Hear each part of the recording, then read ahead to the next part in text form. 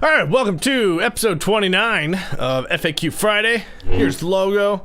I'm your host, Justin Static, and I don't have a beer today, which I'm as bummed as you are, but we're back to the old coffee mug.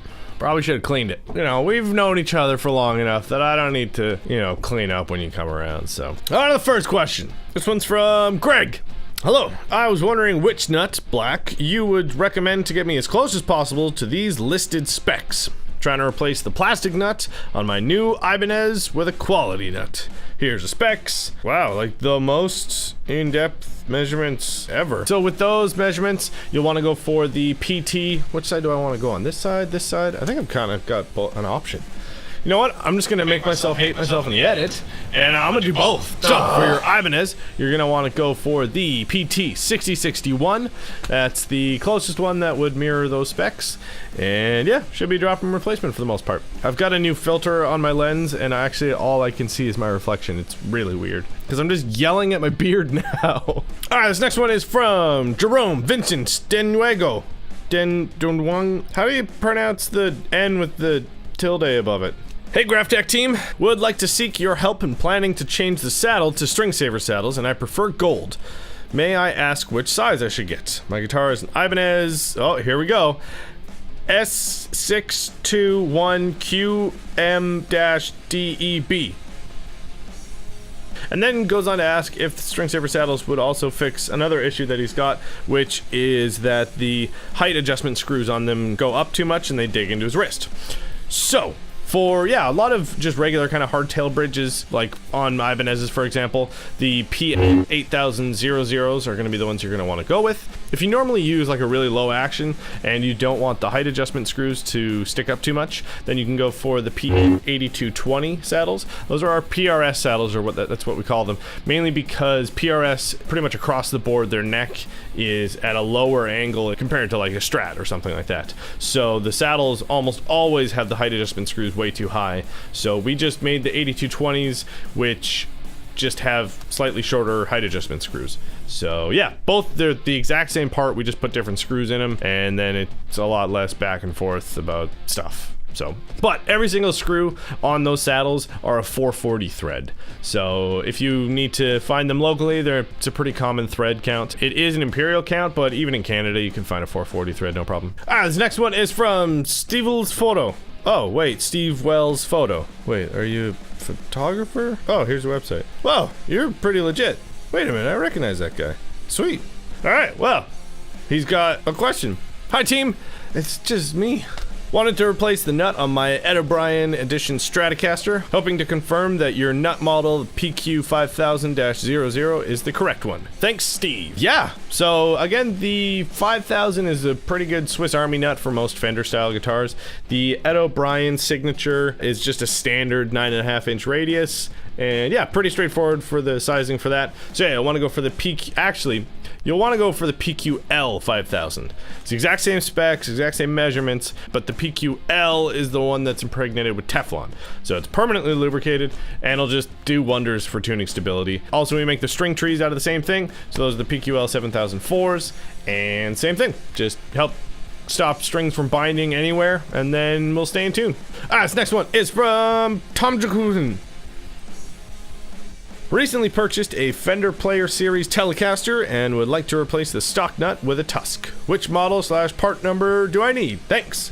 Exact same thing I just said. PQL 7004 for the string trees, which isn't the nut, but it's a thing you probably need. And then PQL 5000 for the nut. Tele, Strat, whatever. As long as it's pretty normal. PQL 5000 and PQL 7004 and PS 8000s. And PRL 8721s. Just do it all. It'll be the best thing you've ever done. Man, that lightning round from last week, I can't take my time with questions anymore. Just non-stop lightning round. This next one is from Garen Emerson. That is a pretty badass name. That's like the better half in a buddy cop movie. PRL 8721-B0 tuning machines. In the description of this product, it says 2-pin. Does that mean it will directly replace the Fender 2-pin factory tuning machines? No drilling required? Not directly. Fender uses a fairly unique 2-pin configuration, and the 2-pin configuration on our tuners is a much more common one. So a lot of no-name brand tuners, and Godin, I think Taylor does as well. Ibanez, Schecter, I think. But a lot of like no-name brand tuners will use the same 2-pin configuration as ours. And Fender is the only one that uses their specific 2-pin. And theirs are just a bit taller. Not longer, just up more. So we do make a set of plates that will work for that though. And if you're talking about the black ones, because you said B0, the PRT 952201-B0 are the plates that you'll need to get to make those a direct drop-in replacement. But yeah, we do have a workaround for them. This next one is from Graphtech. There's some great names today. Hi, I will be replacing the nut on a 2005 Gibson SG Standard. Hold on, I'm getting a call. Hello? Sorry? Okay. No worries. How do you call this number and think it's somebody? I've had this number for like 8 years. Anyway. Where was I? I will be replacing the nut on a 2005 Gibson SG Standard and also on a 2002 Les Paul Standard. Please provide the part numbers for a White Tusk XL replacement nut for both guitars. Thank you, George. So for both of those, you'll want to go for the PQL 6010. And we do that in the regular Tusk XL, or you can do an aged version, just it's more yellow. A lot of guitars that have kind of yellowy binding, it'll match that. But yeah, so 6010-00 or 6010-AG for the aged one. Those should be both a drop-in replacement. We make all our nuts slightly longer than you actually need them, so that you can just sand that down to get them flush with the edge of the headstock. So good luck. This next one is from Akiva Hirsch. Seriously, that's also a badass name. Hi, hope you're doing well. Usually am. I'm looking at the string savers for Tune-O-Matic bridges, and I was wondering what gauge of string they're slotted to accommodate. I know it's an easily modified material, just wondering how much filing I'll need to do. Thanks.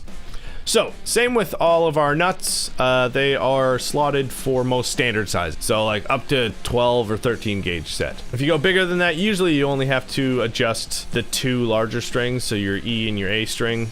And yeah, just if you run it along the slot a couple times just to widen it. I use a 75 for my low E. And even on my Tune-O-Matic bridges, I just run the stringer along the slot a couple times just to widen the slot. And yep, that's all it takes. This next one is from Gino Montoya.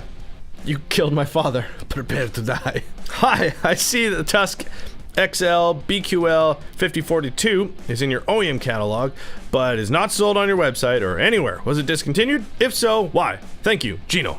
No, it is not discontinued.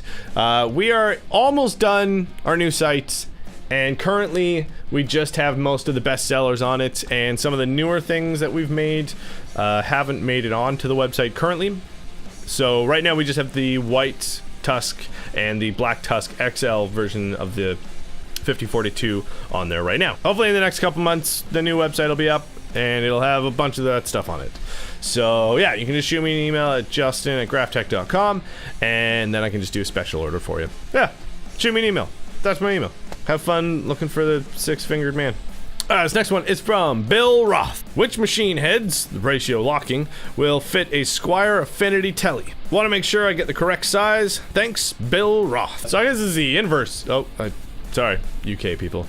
I guess this is the inverse of the Fender question earlier. So the 2-pin that is on the Squier currently is the same one that is on our tuners, so you won't have to get any separate plates, and they'll just fit on right out of the box. Alright, next one is from Kevin Kratz. Oh, I've already answered this guy's questions before and made that joke. So, hi Justin. Well yeah, we're already on first name basis here. I have a homemade Strat with a Mighty Mite 9.5-inch radius neck, seeking a black nut. I've tried the 3, I think, styles that you have. The 5000, the 5042, and the 5010. I think these are correct. My question is, what determines which nut I should use? I have gone under the assumption that the neck radius determines the nut, but the tech info for each really doesn't address this. It's been kind of a crapshoot. Thanks, as always, for your help. Yeah, there's a couple, I think, nuts that we should list the radius of. We used to list the radius of all our parts a long time ago, but for the most part, it just caused a lot of confusion, and it hurt way more than it did help.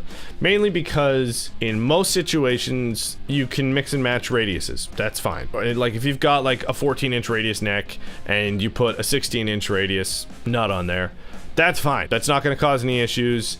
But when a lot of people saw that, they were like, oh, well, I can't use that nut because it's not compatible with my neck. And in most cases, that's fine. Most of the time, that'll only cause an issue with really round necks, like a Fender style. So most Fender style necks have a 9.5 inch radius.